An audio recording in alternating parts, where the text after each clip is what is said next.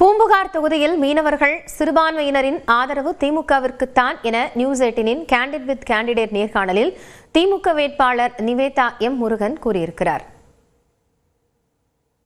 மீனவர்கள் விவசாயிகள் பரவலா இருக்காங்க. அதே மாதிரி இஸ்லாமிய மக்கள் இந்த தொகுதியில் அதிகமான இருக்காங்க. அவங்களோட வரவேற்புகள் எப்படி சார் இருக்கு? மீனவர்கள் பழைய மாதிரி கிடையாது. ஏன்னா ஆட்சியில் இருக்கும்போதே ராமநாதபுரத்தில் ஒரு மாநாடை நடத்தி அவர்களை கொண்டு போய் உட்கார வச்சு 5000 ரூபாய் இருந்த அந்த தொகையை 8000 ரூபாயை மாற்றி கொடுத்துருக்காங்க. இன்றைக்கி அதே மாதிரி அந்த வேலை இல்லாதவங்க வீட்டில் சும்மா இருக்கும்போது இப்போ ஆரம்பிச்சிச்சு ரஃப் சீசன்னு சொல்லுவாங்க. அதை முத கொண்டு வந்தவர் கலைஞர் தான்.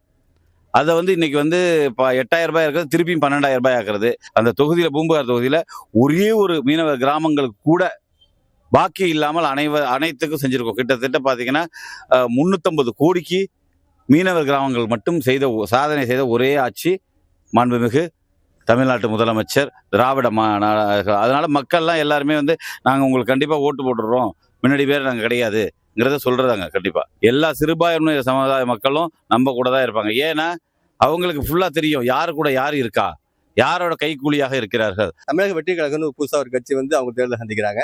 அவங்க எந்த மாதிரி பாதிப்பை ஏற்படுத்துவாங்க நினைக்கிறேன், தாக்கத்தை ஏற்படுத்துவாங்க நினைக்கிறீங்க? அது இந்த மாவட்டத்தை பொறுத்த வரைக்கும் என்ன தாக்கத்தை பண்றாங்கன்னு தெரியாது. அவங்களோட ஆளுங்க ஒன்றும் கிடையாது. தலைவருங்கிறவர் தெளிவான ஒரு முடிவு சொல்லணும், தெளிவான சிந்தனையில் இருக்கணும். அவரோட சிந்தனையே சரியில்லையா, குடும்பத்தையே அவர் பார்க்க முடியல, ஊர் மக்களை எப்படி அவர் பார்க்க முடியும்?